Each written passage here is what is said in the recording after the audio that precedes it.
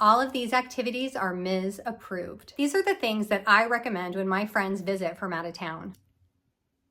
I don't know how sold I am on the orange, you guys. I liked it when I had red hair, but I don't know. I don't know if this is my color scheme anymore, but oh well, it is what it is. We're here. We're going to do this today. In most videos, I am all over the place. In this video, I'm going to be all over one place in particular. The best city on the face of the earth, the entertainment capital of the world, the city of lost wages, the neon city, and both the wedding and divorce capital of the world. Of course, I'm talking about Sin City, Las Vegas, Nevada. In this video, I'm going to cover my favorite places to stay and my favorite things to do in the Las Vegas Valley. I'm going to start with places to crash before getting into must-do activities and a couple of can't-miss bars. Before we begin, thank you so much for your eyeballs on my channel. I'm concerned about your mental health. If you could like this video and subscribe to my channel, I'd really appreciate it. And your comments are always welcome. I try to reply to each and every one. This video is pretty wordy, so check in with yourself. See if you need to get a snack or a beverage, maybe even a vape pen, and let's get started. I am so excited to share my passion for this oasis of glamour and sin in the desert. People that call it a cesspool don't know what they're talking about. I've lived here for the last 8 years, and I spent a large chunk of my formative years here as well. So I've gotten to see Las Vegas grow and change as both a resident and a visitor. And to be super clear, these are my favorite things to do. There are a ton of Vegas influencers out there and people that specialize in different types of travel. You can find cheap Vegas, foodie Vegas, bachelor Vegas, girls weekend Vegas, convention Vegas, all over TikTok and YouTube, and this is a little more specific. These are the things that I recommend when my friends visit from out of town. All of these activities are Ms. approved. Obviously, that means that my suggestions are skewed a little more towards like middle-aged queer people with disposable income, but that's the demographic with the best taste. You're welcome. First things first, hotels. You're coming to Vegas, you need a place to stay. There are a zillion options. You can Airbnb it or stay in a budget motel for sure. There are a ton of mansions and beautiful homes for rent all across the valley, as well as a plethora of cheap rooms. But you can't beat the multi-million-dollar facilities that casinos offer. Even the cheapest casino here is a huge endeavor. With a lot of thought behind the design, I personally feel like staying in a major casino is an essential part of the Las Vegas experience. My favorite casino, unsurprisingly, overall is the Wynn. The rooms are luxurious, the restaurant portfolio has a little bit of everything, and they cater to all dietary restrictions. Their spa is unparalleled, their house cocktails are innovative,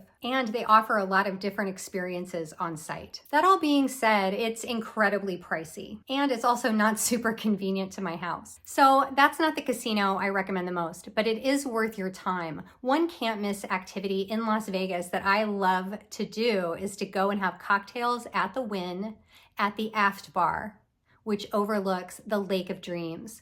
The Lake of Dreams was Steve Wynn's answer when asked what he would do differently if he got to build Bellagio over again. He said that he would have put the fountains in the casino, and that's what he's done with the Lake of Dreams. The shopping mall at the Wynn is also can't miss, especially if you're into luxury fashion. I cannot think of a luxury designer that does not have a store there. Louboutin, Chanel, Hermes, Cartier, Valentino, Alexander McQueen, like you get the idea. It's a sight to behold if nothing else. Oh, and they have a Soul Cycle there too if you'd like to torture yourself in a trendy new way while on vacation. Okay, and now for the casino that I recommend most to visitors as a local. Has better room views than the Wynn, upscale dining options, a gorgeous casino floor, and a very nice spa. It's the Palms, located just off the Strip across from the Rio and the Gold Coast. It's a modern, sleek, and very luxurious option. The rooms are quite a bit cheaper due to the location, and like if you're really wanting to pinch pennies, they also have an adjacent tower called Palms Place, which has a really nice pool, a cafe, a lobby bar that's significantly even cheaper than the Palms. The casino has a food court if you wanted to grab something on the go or inexpensively, and right across the street, there's a major shopping plaza that has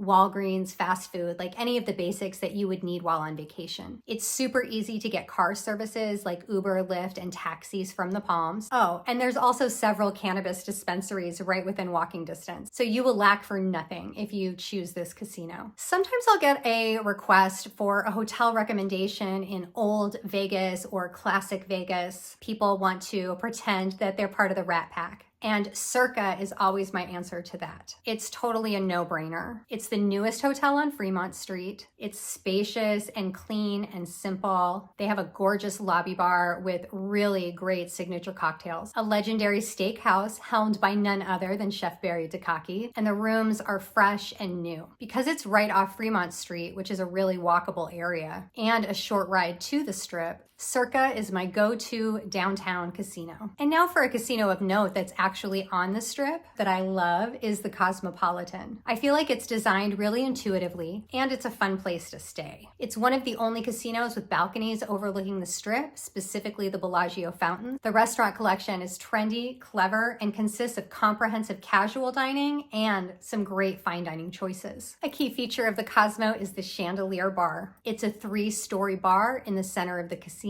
draped in ropes of crystal, and each level of the bar features a different menu. It's just spectacular. Getting a drink and people watching while at the chandelier bar is a great way to spend a few hours. The Cosmo's located on the Strip right in between the Bellagio and Aria. It's a high-traffic casino, and you tend to get all sorts of people coming through. Another great people-watching bar at the Cosmopolitan is the Vesper Bar right next to the lobby. I am never disappointed. Their cocktail menu tends to focus on classic cocktails with a modern twist. So one drawback of that casino is the high traffic. It's a plus and a minus. And if you have a room with a balcony, you might hear some music coming up from the fountains or the pools, depending on the season and your location. It's a young property with a lot of energy. It's a good casino for group trips, in my humble opinion. Now, there are dozens of casinos all over Las Vegas and on the Strip, and people constantly ask me which one they could stay at. The ones that I've listed, I like for my own reasons, but literally all of them have pluses and minuses.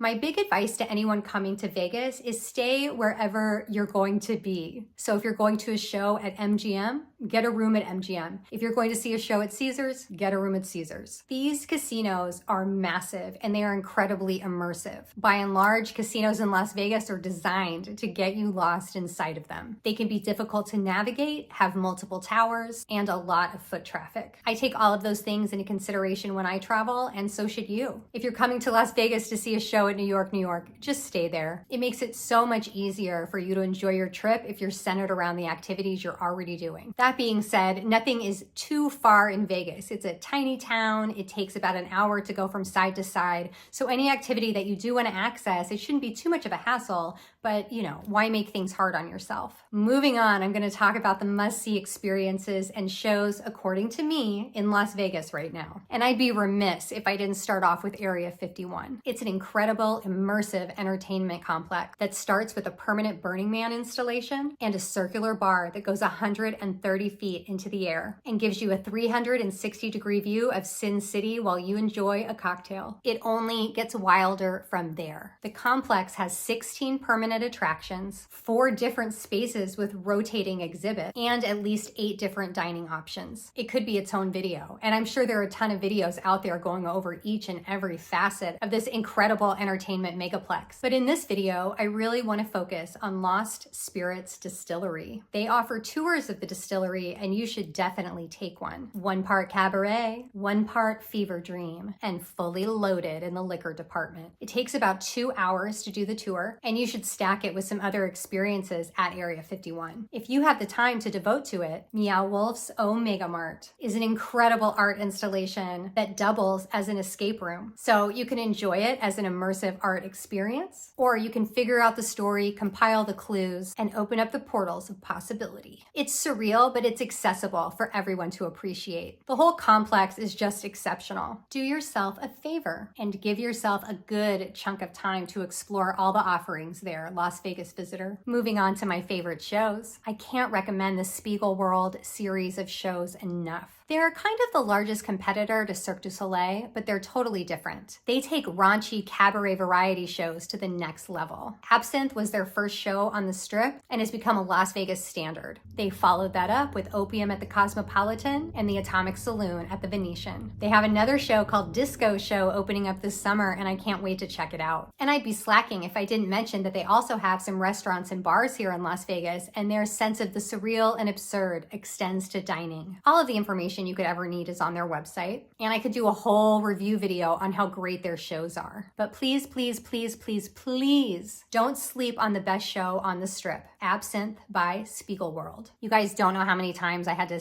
tape that. I could not get Spiegel World out for the life of me. And if you're committed to Circa, make sure to check out Love at the Mirage. It's also family friendly if that's important to you. The last show I mentioned is not. Moving further off Strip, one of my favorite things to do out in nature here in Las Vegas is go to Springs Preserve. It's sort of our version of a botanical garden and information center. You get to learn about the history, geography, and culture of Las Vegas as a city in the Mojave Desert, and also as the epicenter of global gaming. Plus, they have a small cafe, rotating exhibits, and a really nice staff. It's worth your time to learn about our unique ecosystem and animals. Plus, they have a train. It's a great way to spend the morning and finish up with lunch in the cafe. Or you could start with lunch and then enjoy the rest of your afternoon there. So those are my Las Vegas favorites. I hope that at least one of my suggestions was helpful to you. If you don't agree with me, just let me know down below. Let's talk it out in the comments. I hope that at least one of these tips helps you plan your vacation and that my advice works in your favor. Please put any Las Vegas-based questions down below as well, and I can always answer them in a follow-up video. I'm also planning on doing a separate video for Las Vegas dining, so don't think that I've forgotten about you. I just started to write it out and it became way too long for one video, so I split it up.